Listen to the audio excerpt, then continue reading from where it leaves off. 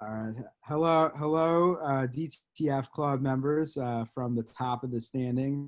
You've got Ryan and Aiden. We are presenting you with a Cheers. very much undeserved playoff podcast for you all. Uh, and, just to get this out of the way, this is not being done out of any sense of obligation. I owe you nothing as first place in this league. But I do feel like I owe the league in the sense that I like this league. We've all been in this league for a long time. One of the things we enjoy the most about this league is the participation, and so I'd like to contribute my participation into this league. And I know I've been slacking on the Slack a little bit this year on the game day threads and on some of the general discussions. So I'm happy to give this hour of my life to the league, and I hope you all enjoy it. And I know Aiden's happy to be here as well. Yeah, here I will say I have tried to get all the non-pod participants. There was talks. Ryan and I have been in talks to do a leaders pod for a while, so it's finally happening now. So why don't we go ahead and hop into what the people want to hear about? So we're going to skip last week's recap because nothing really changed, but we can jump right in and talk about what we're going to have to look forward to playoff weekend. So we're going to start, of course, with the consolation ladder. Because I think we start at the top here, Oleg and Ankit, two teams that are actually mathematically safe from being Sacco. So not a lot at stake here aside from pride. I think Oleg has a standings bet with Steven, but I think he's already won that. So I think there's really nothing at stake but pride. Why don't you, Ryan, tell me what you think about Ankit's team starts off. So, Ankit's team, I said this in the thread. Him and Tommy have the two most threatening teams in the league right now, and it's kind of sad that they're not in the playoffs. Yeah. Ankit's team got a lot of hype earlier this season. Tommy, back when he was participating in the thread, would often give big-time hype to Ankit's team. Look, Ankit's made some shrewd maneuvers. He has Lamar Jackson, who is very scary to face on the I other was end. very worried when that trade went down. Ankit was knocking at the door. I'm like, we are going to be fucked in the playoffs with Ankit has Lamar Jackson on this team. Jesus Christ. We've gotten pretty lucky, and if you look at Ankit's point wins, that reflects that. He's got the second most point wins in the league. He's got the not the most points, but the second most points in the league. He's just had an awesome season, a really strong team. But it's just been kind of screwy this year with some of his matchups that he's gotten. So it's unfortunate. I can't really blame the management on this one. I think this we have to chalk up to luck a little bit. Yeah, I think my Ankit preview of league dinner. I think Ankit definitely has my vote for best draft. Like the amount of talent he got for the money he spent on each player, is insane. Like there's everyone on his team. Well, not anymore, but at a certain point in the year, I would look over and be like, I would feel comfortable starting almost anyone on his team.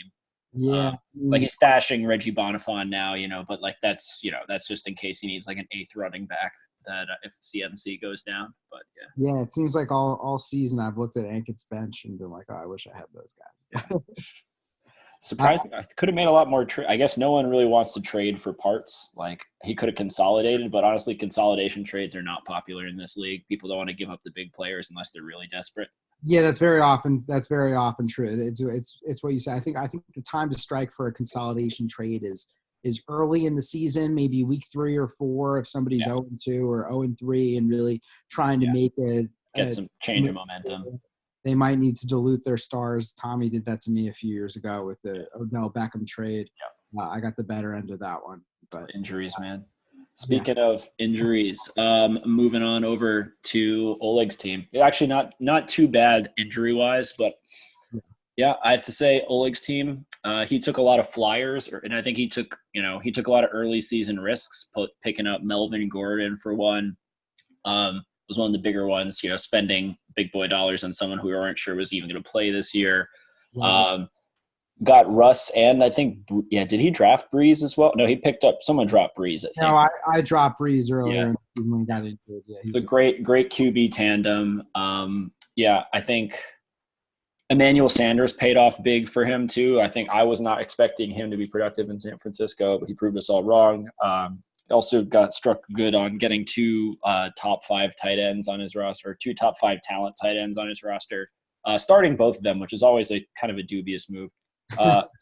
Talking to Oleg, he said he felt like he's kind of talked himself out of a bunch of wins this season. I can't really go back through the tape, but I think he has good talent on his roster. Unlucky to lose Carry On, but lucky to get Latavius Murray was like a legit RB1 for a couple weeks. So I think that Oleg, if a few things broke his way, could absolutely have been in playoff contention. Yeah, I mean, well, a lot of things would have had to have broken his way more than they already did. Oleg's point win total is only 4. Yeah, which is the lowest in the league, tied with Joe, and he's actually got fewer than Joe. So I think a lot of things broke Oleg's way this year. Yeah. But I can't rebut your point as far as his management. I'm not sure whether or not had he started different players, maybe he would have gotten higher point totals. Maybe he picked up a couple point wins, but he's already kind of gotten extraordinarily lucky as is. But Oleg. He'll always have his one championship his first year in the league.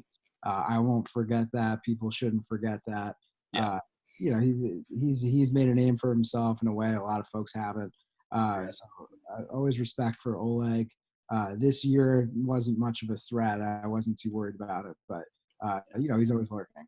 All right. Yeah. Also, the Juju miss was huge. Juju was a namesake, a kind of drafted as a wide receiver one, didn't pan out, kind of boned to a lot of people across leagues. So I think Oleg also had to suffer for that for a while. Luckily, the Steelers' offense has been like just a sure bet for years and years. Yeah. And now they're going back to the old school defense, steel curtain. I kind of like it. All right. Quick pick. Who do you think is going to win this matchup that doesn't matter? I think Ankit is going to win, and it doesn't matter. Yeah, I think Ankit's also going to win. So congrats, Oleg. Moving on down the ladder. All right, Joe and Tommy. Who do you want to talk about first? Eulogize one of these teams for us. Let's talk about Tommy because I think it's the stronger team. Joe's obviously had some luck this year. Just even having 5 head-to-head wins when he just didn't have a point win for like 10 weeks. So I'll pull up Tommy's team in a second if you want. If you already have it, I can get started. Yeah, so I can talk about – I'll talk about Joe's team first then so we can, diversify. Yeah, so the Lamar – and he went all in on the Ravens. He was just missing Justin Tucker. That would have been the classic. So, he rode that pretty well for a while. Lamar Jackson was a great pickup. That was like the Pat Mahomes of this year. Traded him for Kyler Murray. I still don't really know who got the – I feel like Ankit definitely got the better end of that deal, although other people in the thread seem to disagree. They're like, "Oh my God, how did they let this happen?" What he got? He got Lockett and Murray for Lamar Jackson, pretty much. And then Lockett just went downhill right after. Yeah, but that wasn't his fault. He was putting up top 10 numbers consistently until then. So at the time, Joe made a good trade. He made a move he needed. Unlucky with Todd Gurley. He's got a lot of sequels on his team. Todd Gurley, Mark Ingram, both sequels to the original. Devonta Freeman was a bust. Juju was a bust. Joe definitely got unlucky, especially later in the season when he was making moves. But credit to him for reaching out and making trades. Traded for Buck. A lot of these guys he got by trade. At any rate, so I think Joe definitely real bad start, but credit to him for trying to make moves for the better. Yeah, I recall Joe having a nice looking team after the draft, and Joe knows football. He watches a lot of football preseason, and he obviously hit the nail on the head with the Ravens. He clearly knew something that some of us didn't know, and so credit goes to him. I remember early in the season thinking he had a strong roster. And something just went screwy. I think I can trace it back much earlier in the season. Joe and I went to we were at a sidebar in Union Square, and we saw kind of a much shorter, kind of pudgier, more degenerate looking version of Matt Ryan wearing a Matt Ryan jersey, and he was wasted and trying to hit on girls who are way out of his league and just making an absolute fool of himself. I was joking that, we saw Matt Ryan last night. I think Joe had Devontae Freeman, or he may have had another Falcon in his lineup. He's like, I'm gonna start him. And so I was just like, you don't want to start anybody with Matt Ryan on the field. And then the Falcons season just went totally screwy after that, and it seems like Joe's team didn't do very well either. On the other side, Tommy's team, like this, like if I was facing this playoff team last year, I would be sweating real hard. Like Pat Mahomes, Saquon Barkley, Derrick Henry, like late season Derrick Henry. Tyreek Hill as well that you're stabbing.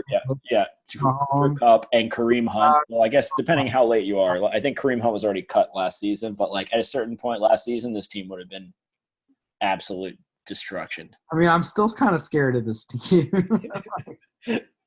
Like you're worried there's gonna be like a late stat correction and he's gonna get like I don't want him in the playoffs. Like this team is nasty. Tommy is another guy. We just talked about Joe. Joe knows football. Tommy also knows football. Oh yeah. Tommy caught on to the Chiefs 2 years ago before anybody else. Yeah. He said Chiefs and Rams, and he stacked those guys, and sure enough, the two best. Yeah. Nothing feels better than like when you outbid Tommy by just a little bit on the same player, and you're like, oh man, all right, he had his eye on him too and valued him the same, and I just overpaid enough to get him. Like this is a guy whose reputation is well deserved. He knows what he's doing. Yeah. I'm a little sad that he hasn't been more active in the thread. Maybe he's busy. Maybe it's Maybelline. We'll I mean, look, he's busy as hell. I don't blame him. I'm busy. You're busy. Like things can happen, and I don't mean it in any negative way towards him. It's all positive. I appreciate his thread contributions. I especially like when he's fighting with other people, and he has a very he'd be a good lawyer in another life. He's got a very structured argument of destroying somebody else who tries to argue with him. So I always appreciate his contributions, and hopefully we'll see more of him next season, maybe during the playoffs if we're lucky. But it's sad that he didn't make the playoffs, but it's for us too. I think it's to our benefit. So who's your pick in this? So both of these teams, so again, Oleg and Enkin are the only two immune from Sacco contention. So which of these teams do you think wins this week and gives themselves a chance out of it? I think it's going to be Tommy, and then Joe's got to seriously have to worry about that. If Tommy wins one game, he's out of Sacco contention. Or if Steven loses one game, then Tommy's also out of Sacco contention. Right. No, I think Tommy's going to win. He's going to get himself out of the Sacco. It's going to be a tough last week for Joe. I'm with you there. I think Tommy's team is nasty. If for some reason Henry and Fant are questionable, if they sat, I think he could still pull it out. No, I think Joe would probably win if he doesn't have Derrick Henry. I don't think he's got I guess he'd start Jordan Howard. Oh, he's also questionable. I guess Darrell Henderson. Or you put Terry McLaurin in and you RB2 Kareem Hunt. Yeah. Flex. Yeah. Anybody but Brandon Cooks. Yeah. All right, moving on to the toilet bowl. All right, we've got the 4-10 Steven against the 5-9 Ben. Thoughts? I mean, Steven's season is hilarious. Poor guy. I mean, 8-point wins. And he's got a pretty decent points for it too. Yeah. I think he's fifth. Wait, 1, 2, 3, 4. Yeah, fifth in points. And this state thing was working for a little while as well. Mm-hmm. I thought it was funny. The team name. I think if I had to say a turning point, I think it would be Mark Walton. That was clearly everything went down for Steven. I used 67 fab points on Mark Walton for him to play one game and then be suspended for steroids, and then I was so good. Somebody or something. I think he had off the field concerns in addition to the but I mean it's a great team. So he's got not anymore, but at one point no, this is Deshaun Watson, Michael Thomas. Michael Thomas is the best player in fantasy besides God damn, yeah. DJ Moore, late season surge. There was a while when he and Curtis Samuel were kind of going back and forth, and I was feasting off that. I have Curtis, but now it's clear DJ is the guy you want. Darren Waller, Waller's huge pickup. What was it? Did he get him off waivers? He didn't draft? Yeah, I think that was week 4 or something. Wow. That was when he started trending up. Damian Williams was a bust, Like the whole Chiefs backfield is kind of This guy was starting the Bengals #1 running. yeah. He owns three Bengals. At a certain point, I think he owned four Bengals. Oh gosh. He had because he also had Gio Bernard at one point, and I was like, if you own four Bengals, that's definitely like a DTF record for like most Bengals owned at any one time. Well, especially like the worst team in the league.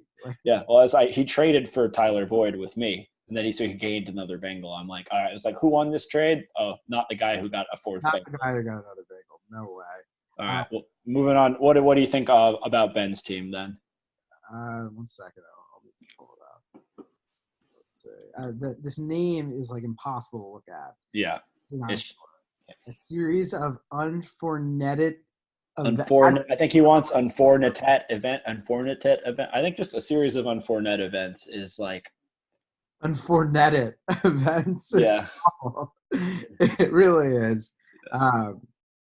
And so let's take a look at this team. The two running backs, I mean, that's my strategy. Yeah, I laughed when, because I thought Fournette, like, he'll last 4 weeks, but Fournette finally got his shit together, like catching passes. Like, Zeke is great always. Devontae Adams, surprising bust. Cortland Sutton is amazing. I am really excited to see. Like, what's his deal? He was starting to, like, heat up at the end of last year. I remember, like, around, like, Christmas time, like, there was some Broncos game where Cortland Sutton just, like, went off or something. And I was just like, oh, I'm hearing this name, not, a name that's not Emmanuel Sanders was like a top 10 option for a bit.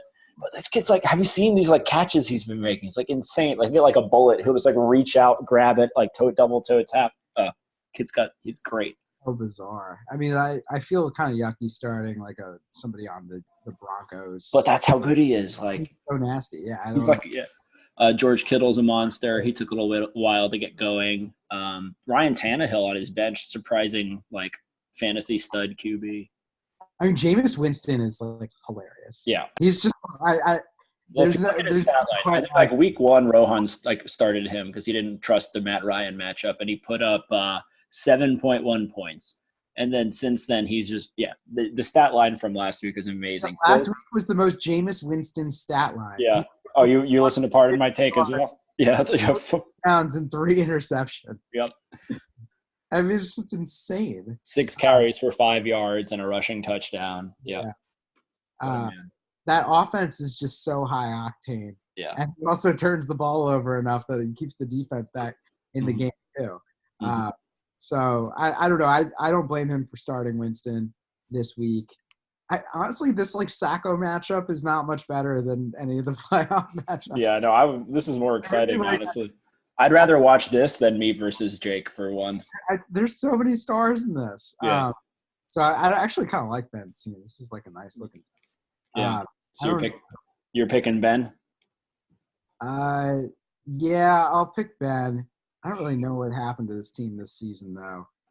He just like it feels like week after week he was just having a shitty time. But at some point we should pull up like I can pull it up now. The like PF versus PA, kind of that's usually a good like indicator of where you can be like, oh, that's what went wrong. So yeah, he has the second. He has the second lowest PA. Yeah, no, I mean his team like definitely. It's not like he had bad luck. Like his team wasn't good, but it looks good. Well, I'm saying like people didn't show like. Yeah. No. I'm saying his PA is 1259. So that's people did not put up points against this guy. Right. And his PF is 1240. So I think he just like got all his points. I think he had a lot of quiet weeks. I mean, if you look at 12, he put up 146 points. Yeah. So I think.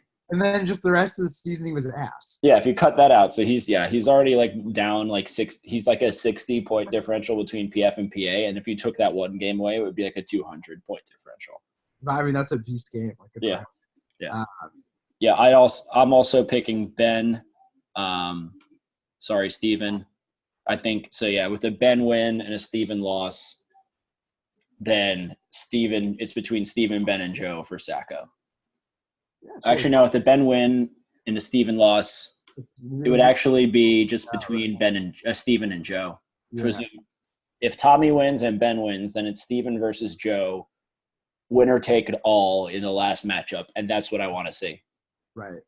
Yeah, I mean, we shall see. I don't know if I kind of hope Joe gets the Sacco selfishly because I think he'll come through with the podcast. But if Steven wins and Joe wins, he'll come through with the podcast. Then all four of those teams are in contention for Sacco in the last week. Oh, that'd be great. I think. Yeah. I think that's what the league should be rooting for. Wait, no. If Joe wins and Steven wins, yeah, I think the whole league would be I think they'd all be in contention for Sacco. Yeah. Depending on how point wins shake out. We can check the math later. All right, moving on to the matchups that matter.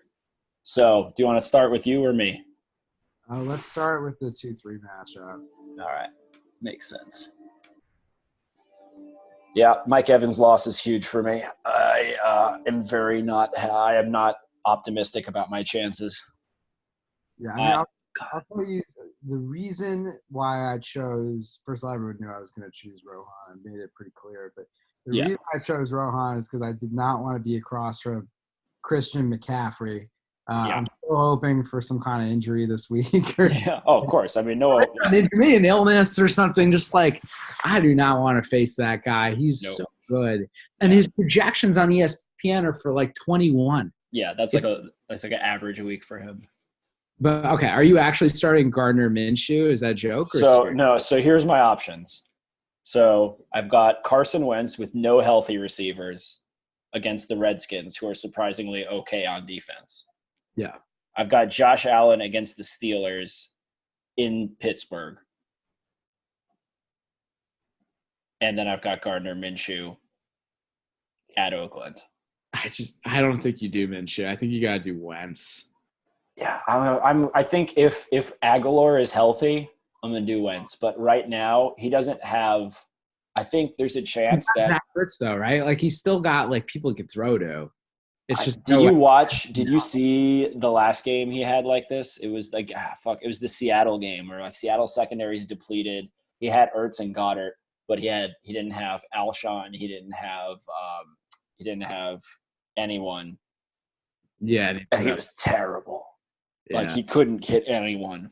So and that was against the Seahawks secondary. So lest we forget, first week one against the Redskins struggled pretty mightily as well. So I'll probably go to Wentz. Like for now, it depends. Like if Chark is playing and Wentz has no receivers, I might roll the dice on Minshew. Like if I win a playoff game starting Gardner Minshew, that's like I know it's just like it's an all-time flex. But if I lose it, if you lose, you're like, fuck did I start Gardner Minshew? Like it's almost like I mean, like look, Mayfield on the other side is also like I mean, against Arizona, like they were both playing the matchups currently. Like neither of us has someone you're excited about. I mean, he's benching Aaron Rodgers. Like, Jake's benching Aaron Rodgers for Baker Mayfield, which is bold. But I get it. Like he's playing the matchup right now. I'm playing the matchup. I might change my mind. So very questionable what I go with QB. But basically, with that, like my team started out very strong at receiver and ended up very weak at receiver. So like I'm basically counting on my running backs and the Patriots defense to bail me out of my quarterback and wide receiver 2 hole. Like, yeah, I mean, Pat's D this week. If they put up less than 30, I'm going to consider that a bust against Cincy. I saw some post on Reddit being like, Pat's D owners, like, don't overthink this. This is what you've been waiting for all season. Like the Patriots playing the Bengals. Yep. And, Belichick's been spying, so he's ready. I mean, I love Chris Carson. I think he's great. Yeah, $10 Chris Carson was definitely the pick of the draft for me. Like, yeah, and Montgomery's been really solid too. Yeah, he's been up and down, but like his matchups for the last 2 weeks are really good. Kamara's been a big bust, but like you can't bench Kamara, and I don't really have any other options like for that.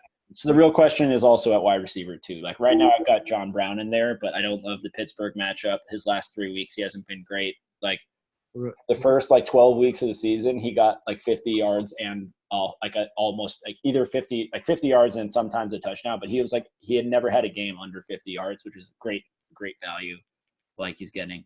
So if he doesn't, if Thielen doesn't play, I'm fully fucked. There's guys on ad drop you could. Yeah, but we'll see. Like if I don't get Thielen, like if Thielen doesn't play, what I'm starting like John Brown and like I don't fucking know, like D.D. Westbrook. Go for that. I could go for the D.D. Westbrook Gardner Minshew stack. Just go all in. Yeah, I mean, at your own peril. It's not a good position to be in. On the It's other, not. I mean, Jake's wide receivers are also not. Yeah, Darius Slayton. I guess he's playing the matchup. He's playing the matchup, and he's been like the top option for like the last couple of weeks. Like he had a really good game. He's a top 30 wide receiver. He's had like 2 nasty games. Yeah, said 2 nasty games. He's had a couple duds. He's had a few like games with 3 nasty games. He's got 17 points, 24 points, and 27 points. Yeah. For like a third string wide receiver, I'd say 17 is pretty. And then nasty. he's playing the Odell matchup with Arizona. Yeah, I'm just hoping that he's doing the Brown stack. I'm just hoping he sits or something. Oh, he's got 3 Browns. I mean, if I'm him, you gotta start Aaron. Yeah. I don't know. I'm starting Aaron Rodgers in other leagues. I do that. But yeah, so I mean, I'm scared of McCaffrey. I'm terrified of Chubb. Mac, I think against New Orleans is somewhat contained. So Mac's so good. I'm expecting like 50 points between McCaffrey and Chubb. And that's the hole I'm gonna have to dig myself out of. Yeah. I think that Jake is favored in this matchup. Oh, for sure. Yeah, I didn't want to play him. I mean, if I'm you, I think you gotta start with Wentz. Yeah, I'll probably roll with Wentz. Then Gardner Minshew, and you ride or die with him. Yep. But obviously the Patriots D, you feel good starting them. Kamara Monday night. I mean, who knows? Like maybe he'll come back to life and start doing things again. But it'll give me hope at least when I'm down by like 30 points. Well, he'll have Mac on. He'll have Mac, yeah. I mean, between the two of those, you figure like Mac Doyle and Kamara, and he'll. Yeah. That actually, I mean, that could be kind of exciting. That'll be very exciting Monday. Yeah. So we'll see. I mean, I think I favor Jake here. Yeah, same. I think he probably had like he's just having McCaffrey. I think is the difference. If I had Evans against the Lions, then I would say toss up because I think that could easily be like 30 points right there. But I don't, so we'll see. And if I don't have Thielen, I'm gonna throw out the early GG in my mind at least. I won't do it in the chat because I know everyone hates that. But I'll just be like prepared for a loss if Thielen sits again. Yeah, I mean, but week 1 of the playoffs is the most unpredictable. You just never know, as we saw last year. All right, well, we'll see. All right, last but not least, the 1-4 matchup. Both teams projected within 0.3 of each other somehow. Yeah. Rohan's back at full strength. He's got James Conner back for the first time in like a month and a half. He doesn't even have a Q anymore. Yeah. He's in. He's back, baby. Yeah. So James Conner. Buffalo is not an easy matchup. No, it's not an easy matchup, but you're certainly like that better than, Benny Snell or Jalen Samuels or whoever's been filling in. Yeah, definitely. There was one point where Rohan owned 6 running backs from 3 teams. He was like the most on top of handcuffing everyone. So like when Connor went down, he had his backup. If like Cook ever went down, he'd have Madison. I think he started them both one week, like bold move. But like he's been secure. And take a look at Jarvis Landry since the bye. Yeah.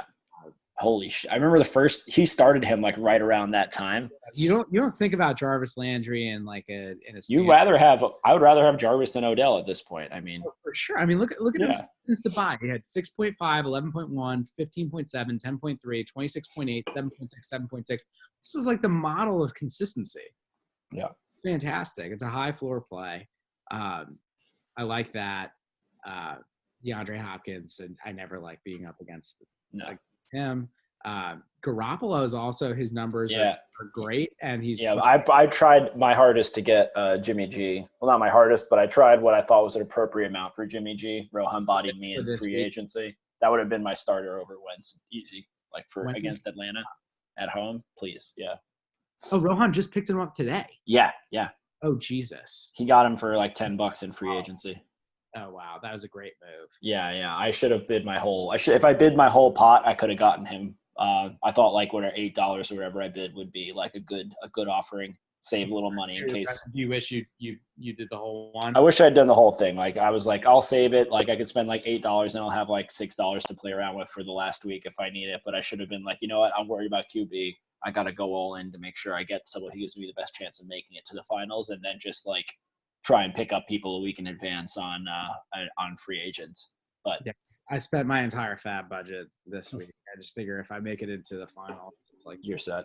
Like I can't. Yeah. Like, it's not going to be my fab pickup for $6 instead of $4 or whatever. Yeah, no, that's I definitely should have done it. Rohan definitely outplayed me on that. So cheers to him. And then he's Patrick Laird at his. I looked at and like actually had projected for 10 points. I mean, Giants. The Giants do suck. Smiling face. Does he look like a running back? This guy? I don't think so. He looks like a kicker. Yeah. It's like a little too thick in the neck for a kicker, but it's a kicker face. Gosh. But, so we'll see what happens with Rohan. I'm not sure this lineup is necessarily final either, but on your side, I see you're the number one Le'Veon Bell fan. You believe in him when the athletic trainers don't. You believe in him when no one else does. I thought about benching him this week. I'm going to go with it, provided there's not any news that comes out about him like getting suspended or going to get, they're trade rumors or whatever. As long as he doesn't say any like nonsense to the media. I don't think you got to start. You start your studs. I mean, David Johnson's no longer a stud, but my team name. I've started him all year. Paid a lot of money for him. I think I'm going to start Le'Veon Bell and grin and bear, and I'm sure he's going to put up like 5 points on Thursday. Yeah. And I'll go from there. That's the plan with Le'Veon. The second running back slot is very much in flux. I've cycled through Rojo, Carlos Hyde, Adrian Peterson. Adrian Peterson I'm considering heavily because of who my opponent is. I think there's good fantasy karma in there. I thought Philly had a decent run defense and bad secondary, but I don't think the matchup is especially good, but he did get 20 carries last week. He's just a big boy, and on the goal line, he'll probably call running plays if they're within 3 yards. Also, what black magic did you do to make both Jameis Winston and Marvin Jones go down in the same week so that you have Chris Godwin and Kenny Golladay as like the unquestioned number one? I almost think it's worse though. Chris Godwin all season, like, and now he's he gets. You think it's gonna be like a juju where people are like, oh my god, this guy's legit, and then like the real deal leaves and he gets all the defensive attention? Yes, but Chris Godwin's big. Like Juju is small, like not like Chris Godwin size, like. Yeah, it's a little concern for me just because like I hadn't worried about how many getting attention anyway. Golladay, I have to start him. I mean, he's just had a great season, but that quarterback Blau or whatever. Yeah. Wow, like I don't like having that guy throw to my wide receiver in the fantasy football playoffs. The rest of the team, though, is pretty set. It's like nice having Kelsey as my like fourth wide receiver, essentially. Yeah. I think a lot of people look at my team and they're like, how does this guy have so many wins and point wins? This team is not that good. And the answer is because of the receivers and because of Kelsey. And I mean, you weathered basically like how much of your fab did you spend between Bell and Johnson? And they were both like pretty much busts. Like Bell is fine. Bell, you paid RB1 and you got RB2, and David Johnson, you paid RB1 and you got someone you can't even start. I mean, David Johnson earlier in the year was fine. Yeah, and then he just like after that injury, he just never came back. And then he just never came. If you look at after week 6, it's such bullshit. It was like the 2 weeks where everyone's like, "Oh my God, is Chase Edmonds the truth?" And then somehow Kenyon Drake became the truth. Yeah, well, that was the best. I've had Kenyon Drake. I know that was the long con, man. You've been preparing for this all season. I was prepared. I remember I messaged the thread. I'm like, it was really savvy of you to draft David Johnson's backup when he was still on the Dolphins. I'm still not sold on Kenyon Drake. He gets ranked highly every week by like the ESPN folks. Yeah. I don't feel totally good about it, but we'll see. I think he does get catches out of the backfield though. Yeah. I think that's like against Cleveland might be a high scoring game. Yeah. I don't love Dak Prescott against the Rams either. Yeah. It's just this week is not the best for me. Godwin could go off. I think if Godwin goes off, you get a good shot. Otherwise, I think Rohan has as much. I think this is a toss-up, really. Yeah, I would favor Rohan a little bit. I mean, Dalvin Cook is such a beast, and he's got James Conner back. Like the running backs are so much better than me, and then the wide receiver / flex, I think I have a slight edge, but not so significant. And then quarterback, I think he's got an edge. So I think I'm a little bit of an underdog. I don't think this is my best team in a long time by any means. I've gone through the motions a long time. This sort of feels like 2016 to me, where I was the first seed. I didn't really feel like I had that good of a team, and then I got blown out in round 1 by Ben, and ended up losing in the finals to Jake. So I could see something like that similar happening. I lose to Rohan, and Rohan loses to Jake, and Jake gets the championship, and we can have our discussions another day about whether he deserves, 2 of the 3 of them, or whether. Yeah. I kind of hope he does. I hope he doesn't win, just so we don't have to have that discussion. Yeah, so we don't. Just so it's not all under. If we have you or Rohan win, like it's a nice story. If you win, that's 3. That's greatness. If Jake wins, it's just kind of like just makes everyone feel kind of like. Well, Jake, I think Jake did. I'm a fan of counting all of Jake's championships myself. I just think I'm not excited to hear all the takes that people are going to be butthurt. People are going to have takes. I think Jake has 3 chips. Good for him. I've liked his thread this year. I've really liked his team this year. I made fun of how much he loved his team at the start of the season, but it turned out he was very justified in loving his team that much. So he nailed it with his running backs, right? Yeah. That's the name of the game. It always is. It's the hardest thing to do. He did it this year. The rest of it, you kind of, but he's got 3 really, really good running backs. So the rest of it's just kind of mad, but that should be enough to carry him. But we'll see. Yeah.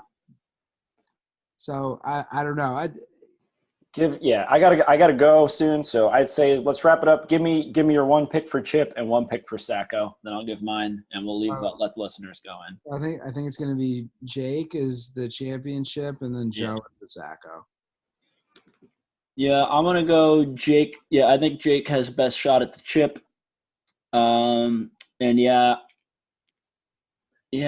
think I gotta go with Joe. I mean, if Steven loses the first week, he becomes my bet. But the 4-point wins really puts Joe behind. I do hope Joe doesn't get Sacco, because I know he's already done a lot of pods for the league, and I would love to see someone like Steven or Ben shoulder the weekly burden, or Tommy. That would be amazing if we get every week content from Tommy. Take care of it. Yeah, I'm excited for the pod next year anyway, because all 4 of those are great voices to have. So, all right. Thanks for listening, everyone. We'll post this shortly. See you on Sunday. Peace out.